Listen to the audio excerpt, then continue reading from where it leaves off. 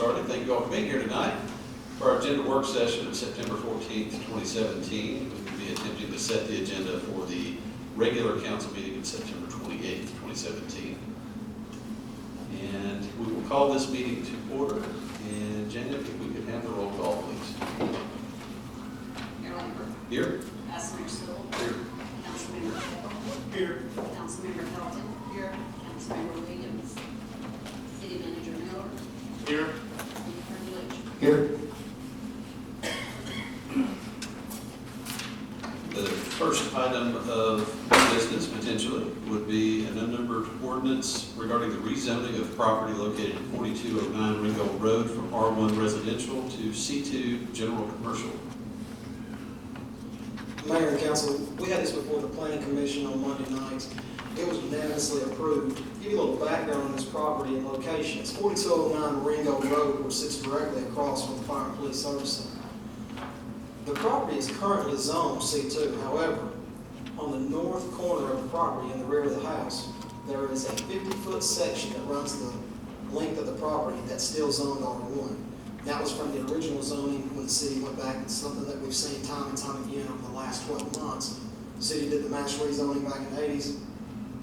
Some pieces of the parcels got called and some didn't. This will just clean that zoning map up while they go through their sale process.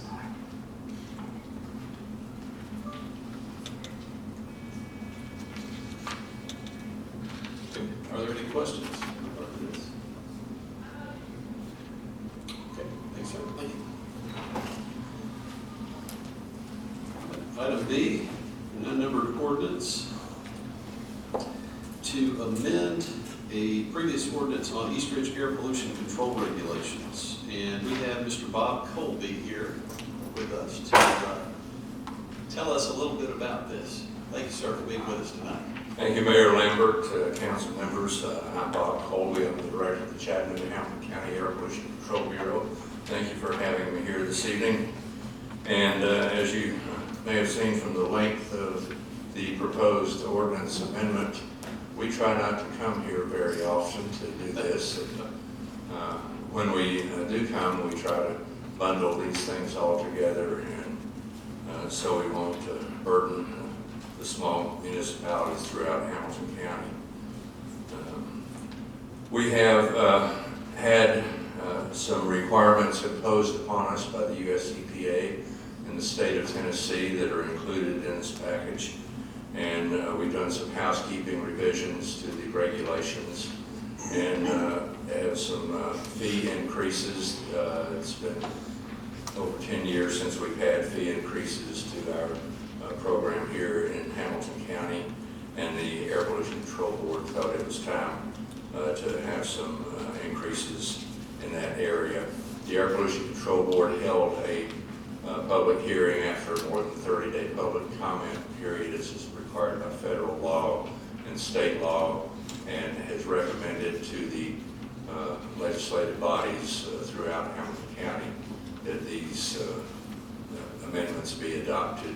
Hamilton County has adopted on September 6th. The city of Chattanooga last Tuesday evening adopted it on first reading and is scheduled to do that on final reading next week. So we're recommending that the City Council of East Ridge go ahead and adopt these as all municipalities throughout Hamilton County are going to be asked to do. And then once all municipalities have adopted these, we will submit these to the State Air Board. They will then approve them and submit these to the U.S. EPA for inclusion in the package that's called the State Implementation Plan for the Attainment and Maintenance of Air Quality Standards that become federally enforceable to provide our citizens with clean air. And probably the only impact that it will have to East Ridge will be to gasoline service stations that are located in East Ridge that have permits that will increase their permit fees. And any citizens that might obtain burning permits, it would increase their cost from $5 to $10.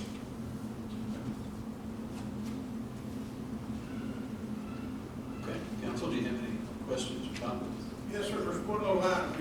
says limiting recreational fires to 3 feet. Yes, sir. All right, and we can buy commercial burn things to put on my patio, 5, 6, 10 foot.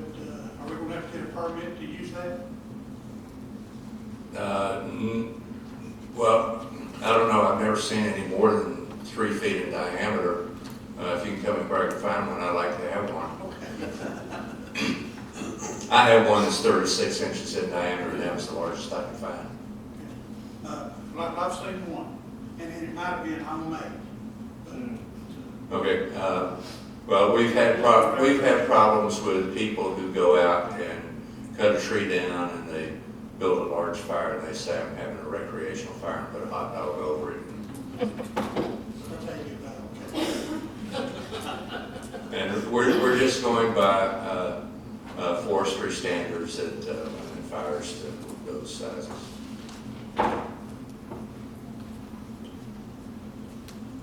Is there anything else? Thank you, sir. Thank you very much for your help. Appreciate it.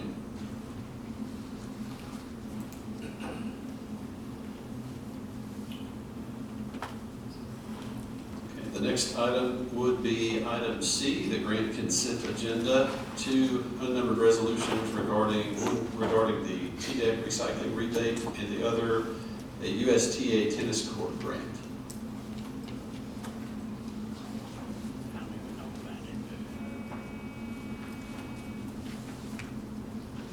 Yes, Mayor and Council, we've kind of put this one back because the state has, of course, come up with some new regulations on their TDEC recycling grants. Used to, the recycling rebate was guaranteed, which of course it still is, for certain municipalities and counties to be able to use those funds for recycling purposes. In the past, we've always gotten recycling cans for them, but that's no longer the case. But they do have what's called a waste reduction grant. And at first that grant was going to be due at the same time as these others, which is October the 2nd. However, they made a new announcement that it's not due until April 2018. So we have time for the waste reduction. That'll allow us to buy recycling cans through that. However, with more regulations, they have decided that you have to have RFID tags, which is the radio frequency identification tags, on all of the cans. So from here on out, any can that we purchase, excuse me, through like the waste reduction grant, we would have to have those RFID, even if we don't have the equipment to use them. But their hope is that cities and municipalities will use these grants to buy the equipment in order to do that. The only thing that it does is tracks who's actually recycling. It doesn't weigh the amount of materials, which is something we already do when we take the trucks to be dumped at the recycling centers. So with the recycling rebate, we're deciding to use it for education. I'm in talks now with Denise Ferland with Hometown News to possibly put out an edition just for recycling. The grant amount that we get is around a little over almost $3,900. Plus, since it's a 50-50, we would put the matching amount towards that. So we'd have a little over $7,700 to do a article or an Hometown News just for recycling. So that would go to all the residents of Eastridge. So that could help us with promoting recycling more, telling folks what they can and can't recycle, putting our recycling schedule in there and so forth. And also, if we do have extra funds afterwards, then we could try to maybe do something with the schools to promote recycling. So that's what we want to use this grant for. And then later on, we'll come back with waste reduction to ask for additional recycling cans, the equipment for the RFID for the trucks, also to retrofit the 2,700 cans that we already have so we're not wasting cans. And then two, since that grant is quite larger, it's around $200,000 and a 50-50 match, of course, we could also look at possibly getting a new side loading truck if we wanted to. So there's equipment involved with that grant as well. So we've got time to think about that, and it's hopefully that grant won't come through really until FY19, so we can be able to budget if we decide to go higher in what we want to ask for in that grant. The second one, the USTA tennis court grant, we've also have been talking about that one for a while.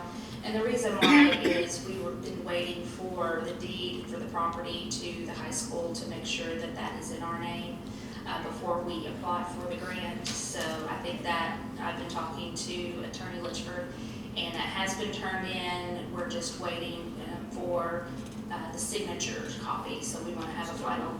It is finally done, okay. So we just want that copy before we apply for the grant, so that way we can say it is our property.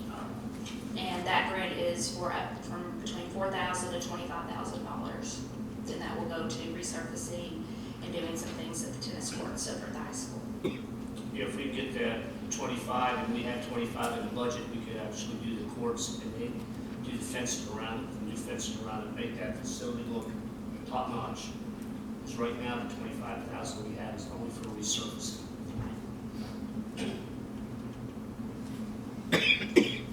Right, are there any questions? Thank you. Thank you.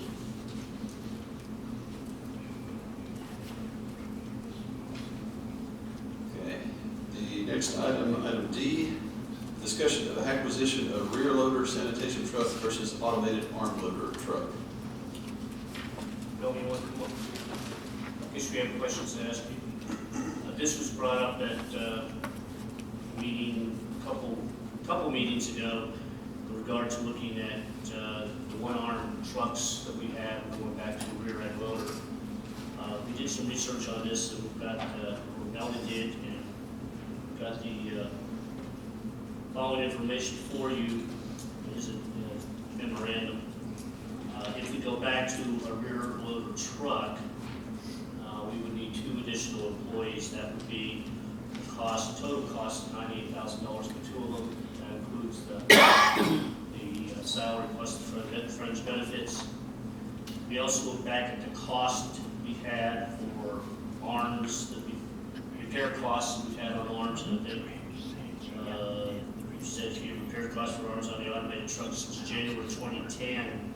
But most of them done in-house has only been a little over $1,000 Yes, total. so well, and plus the hydraulic lines, And you've done those pretty much. we You did hydraulic Yeah. lines in-house. So we are scheduled to bid out for a replacement one-arm truck. This was, we placed this on our order on hold to get this information to the council, so whether or not you want to go back to the rear loaders or not. Are we budgeted to hire two? No, you do not have the money, $98,000 in the budget. You have no contingency. You would have to take that money from your fund balance. Now, that's going one truck. Next year, when's the next truck to be reproved? Is that 2 years? 2 years. 2 years from now, we have the next refuse truck. So we're not looking at the next one-arm refuse truck for another 2 years. So that would be fiscal year 2020. I'm sorry, 2020, not 2000. So we'd be looking at another $98,000 to go additional to persons. So this is all the labor and all the parts he has spent on that truck since 2010. the arm. The arm only, The arm. not the truck engine or the hydraulic lines. How about the press? Well, we have had to rebuild the cylinder, You had to replace none of the presses. not the press itself. We've had to patch holes at the bottom, you have them on rear loaders, so that's, anything that was expensive, we would curl on rear loader, I didn't like, possible now, I didn't add in there. I think the rear loader that we just got recently, doesn't that have the aluminum? Yeah, it's, Instead it's of, got a 5-year warranty on it, like when we bought it, beds and all that. Well, the reason why I brought this up is the fact that it seemed like every time that he was calling in about the brush, our side loaders are down, and they've been down for 2 or 3 days, the garbage was back in. Most of that was in, I'm not bad at information, for a company that was engines. Regen stuff, they required everybody to get, and they've improved it now. We went with Cummins engines, and What I brought up. Yeah, you're right. It'd be better to pay a little more than go, some of the other. I agree, if we're having problems with international engines, let's go to the Cummins. Better engine. You're the supervisor of that department. What would you like to see? Would you like to go back to rear loader, or would you like to keep it side? You one's got a. Just Yeah, out there, you got this. Right now, we're in trouble, people won't work. You know, armed people, We have unfortunately, and this is not a problem just in East Ridge, this is a problem in other cities too. On your entry level positions, your drivers, sanitation and laborers, we're having trouble getting good help. We have turnover, a lot of turnover. We hire somebody, they work for a week and then they don't show up for work. They kind of abandon the position. We've had that both in sanitation and in streets lately. So it's amazing to me, but it's not just us. I'm talking to some of my fellow managers. They're having that problem in other cities too.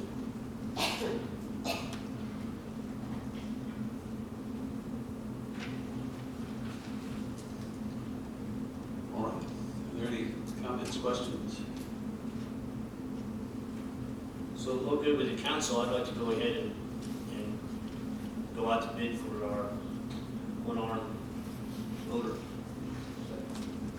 Get moving on that one.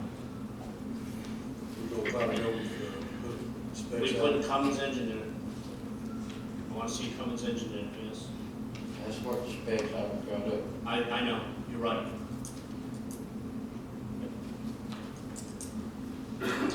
All right.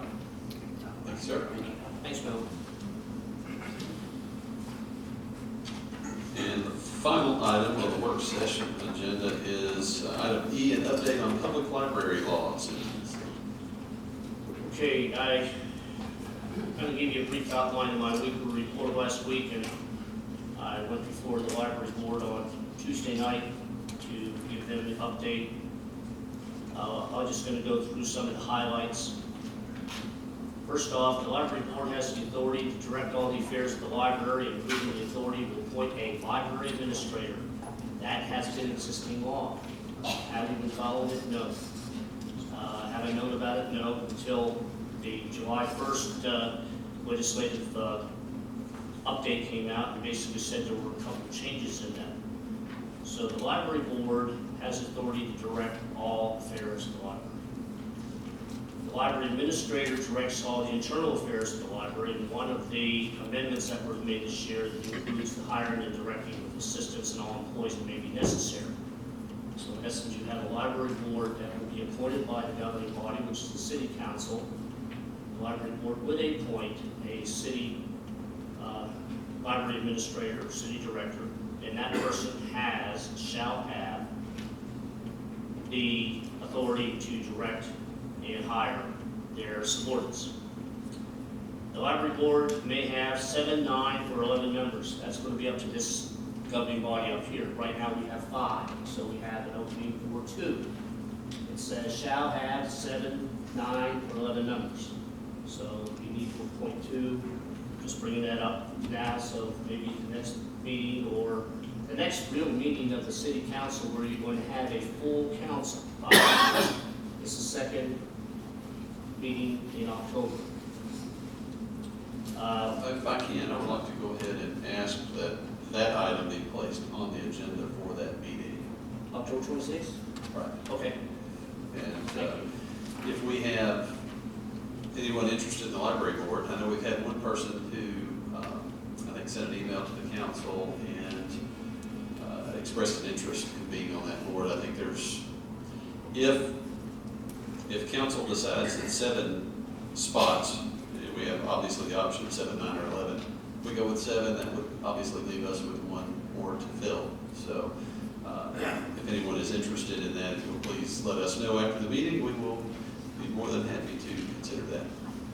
Does the state mandate or anything about the board being a paid board, or just? No, there's nothing in there about paid. They do have requirements under section. make 10-3-301 in regard to how they're appointed and the terms, everything has to be coordinated. We'll figure that out for you. Another highlight is the library board members may serve 2 consecutive terms. However, after 2 consecutive terms, they must have a 3-year break.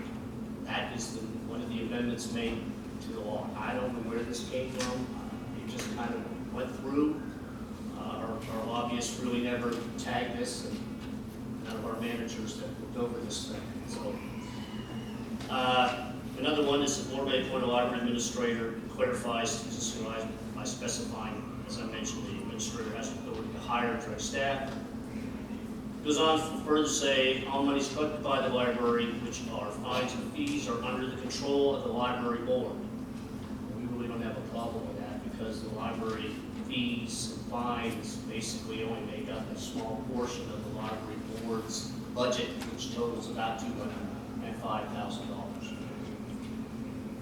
The library purchasing procedures must follow those of the local government, and we were required, if you can recall, adopting this before July 1st, 2016.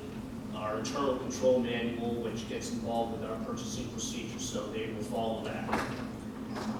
Just kind of some other, city council appoints the members to the library board, but again, the library board is in charge of the affairs. So if individuals come and talk to me about the library board, I can assume, talk to me about library issues or concerns, I have no control or no authority over the library henceforth. The library board makes, when you appoint them, they're the governing body of that library. The city's personnel rules and regulations, they went ahead and adopted the city's rules and regulations the other night, which basically will be in sync with what they've been doing over the years, and as well as us. We'll continue to do their payroll.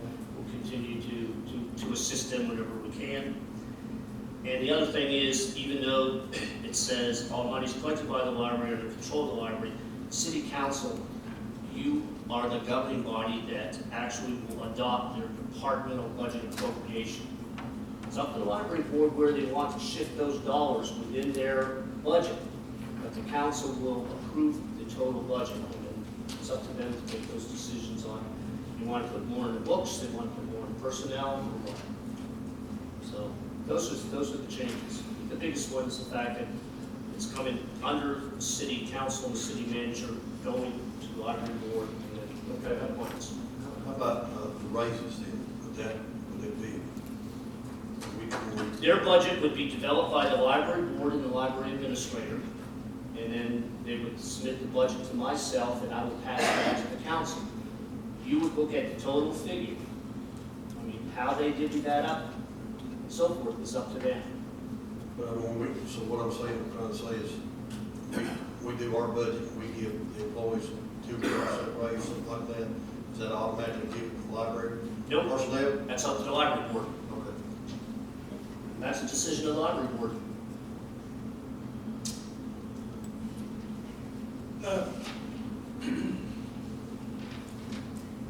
I've got an answer here back from the Secretary of State of the library thing about it.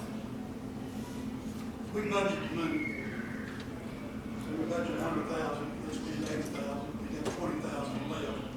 Does it come back to the general fund at the end of the year, or does it go back to? No, it goes to the general fund. The general operating fund zeroes out at the end of the year.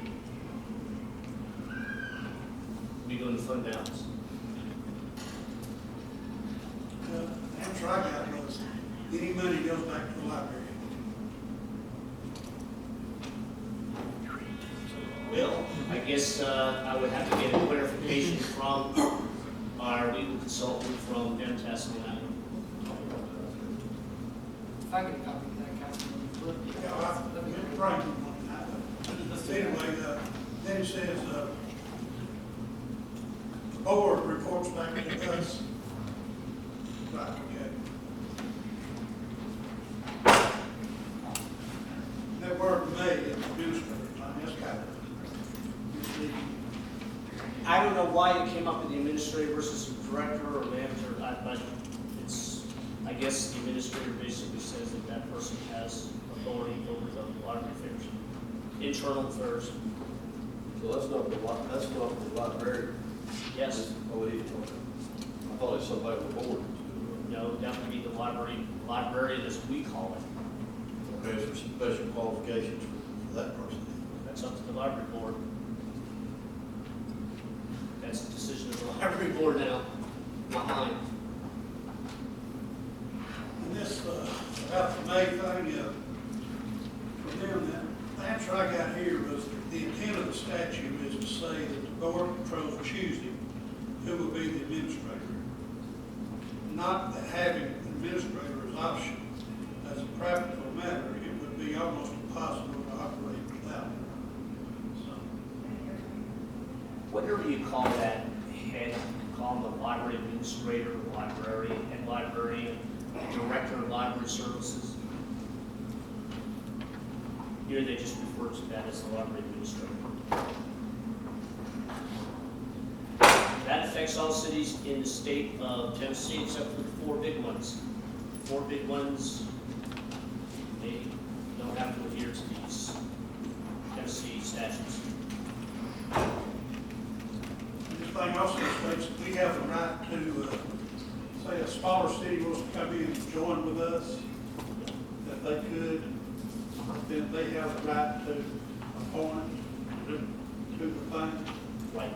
He gets involved if you wanted to get it from Combine. County or the Sure. city or, Yeah, the only other library that we would be able to share with that would be contiguous with us would of course be Chattanooga. However, that's not putting out that we couldn't merge with Collegedale and do a library board with them. They're 2 cities. You just have to branch there, branch here. yeah. One thing about the way the serving is, we appoint first one. We got 3 of us gonna be on a 1-year term. Yep. So then there's one of the terms for 1 year. Then they get appointed again, so then they go 2 years. Right. So they just get a 3-year term. You have to set out 3 years. Yes. To where if you happen to be one of the lucky ones, 2, they get appointed for 3 years, and they get to serve 6 years. So, Lucky may be in the eye of the beholder. yeah, I know, but you might have a decade that's on the 1 year end, and then they only serve 3 years, and they have to set out 3 years. So, would that library board have a way to change that? As far as terms, no. That's stated in the statute. That's actually in section 10-3-103, appointment of library board and terms of board members.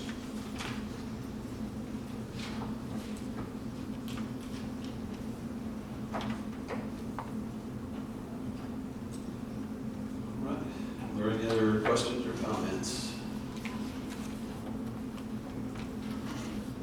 Okay. Ms. Helen, do you have anything else?